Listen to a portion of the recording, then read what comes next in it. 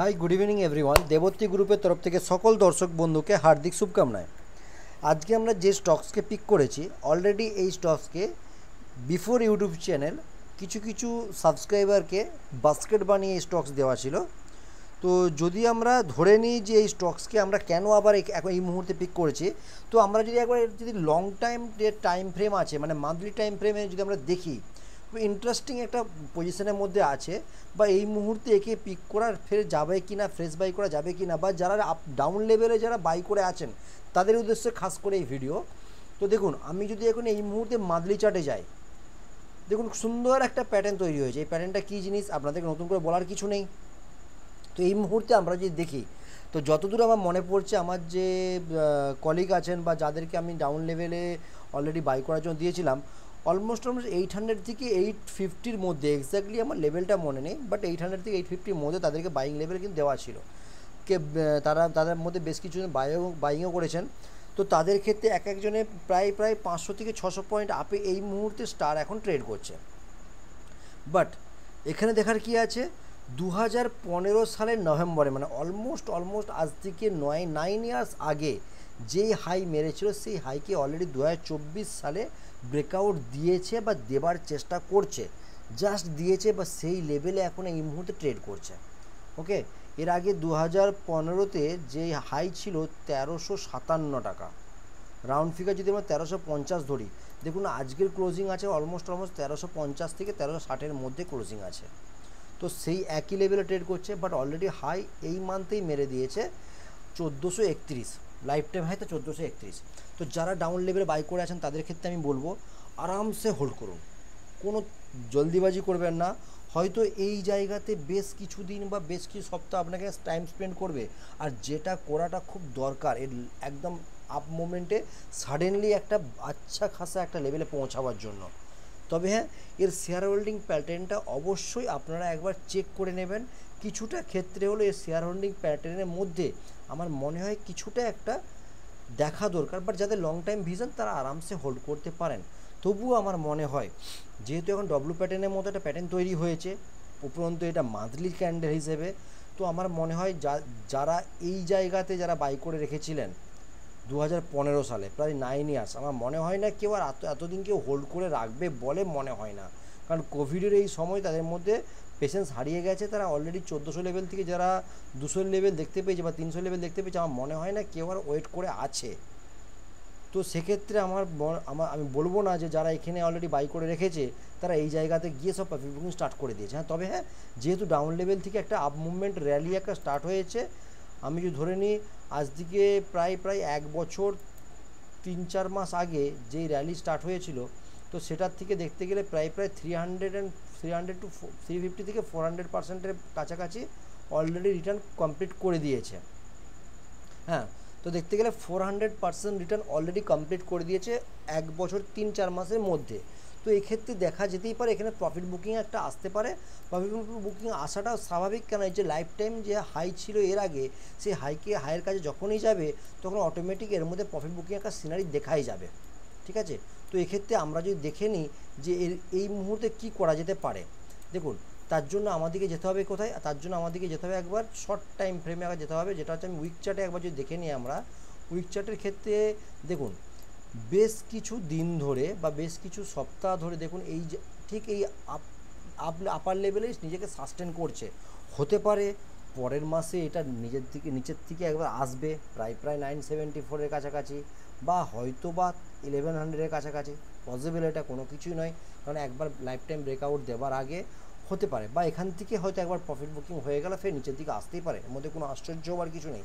যারা 800 level by করে তাদেরকে বলবো, হলে আপনারা এই লেভেলে একবার প্রফিট বুকিং করুন, ফের যখন এটা যখন একবার 1450-এর ওপরে যখন যাওয়ার চেষ্টা করবে তখন ফ্রেশ বাই করবেন।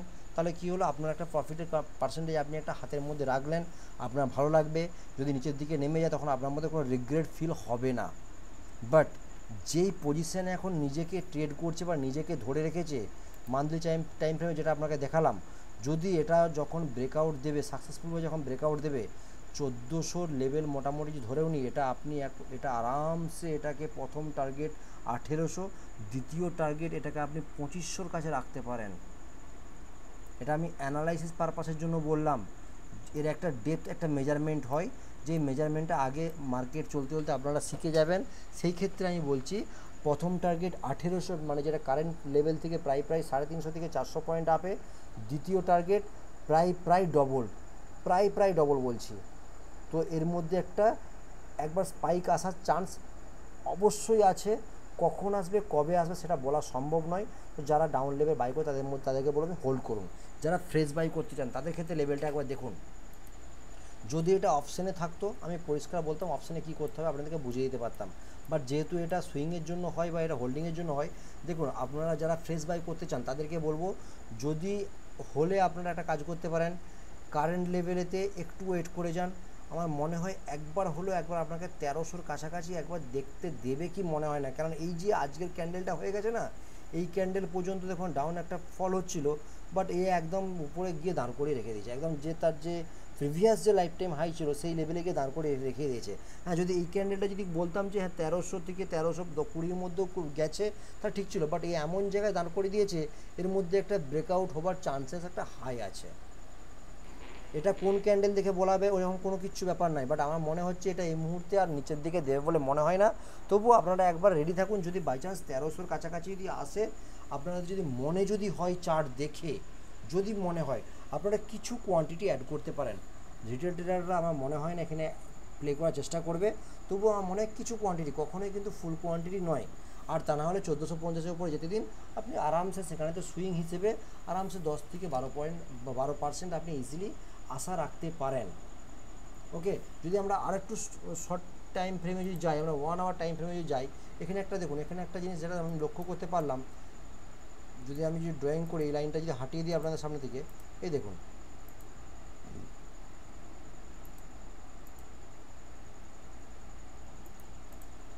দেখুন একবার এই লাইনটার এই যে রেজিস্ট্যান্স জোন হিসেবে যে বেশ কিছুদিন ধরে প্রায় সেপ্টেম্বর মাসটা পুরোটাই রেজিস্ট্যান্স হিসেবে ব্যবহার করছিল না, একবার শুধু এই লেভেলটা ব্রেক করতে দিন, 1386 থেকে 1400 লেভেল ব্রেক করতে দিন, দেখবেন সাডেনলি একবার মুভমেন্ট আসবে। 1400-র কাছে কিন্তু আবার আপনাকে দাঁড় করাবে, এই নয় 1400 আপনাকে 2-3 দিনের মধ্যে পার করে দেবে, যদি পার করেও দেয় আবার 1400 লেভেল আবার শো করাবে আপনাকে, এত ইজিলি 1400 লেভেল আপনাকে ছাড়বে না। ঠিক আছে, তো যারা ডাউন লেভেল থেকে হোল্ড করছে তাদেরকে বলো 1400 থেকে 1450-এর মধ্যে আপনারা ওয়েট করুন, আপনারা পেয়ে যাবেন, তখন আপনাদের প্রফিট আগে বুকিং করতে পারেন। যারা ফ্রেশ লেভেল বাই করতে চান, আমার মনে হয় 1400 আপে বাই করবেন, তারা কিন্তু হাত দেবেন না, হাত পুড়তে পারে এই মুহূর্তে, কারণ যে 1400 লেভেল বাই করে যদি হঠাৎ যদি 200 পয়েন্ট ডাউন হয়ে যায়, আপনার মধ্যে একটা রিগ্রেট ফিল আসবে যে আমি নিলেই কেন শেয়ার নেমে যায়, এটা মনে আসবে। তাই সঠিক লেভেল খুঁজুন, সেখানেতে ইনভেস্ট করুন।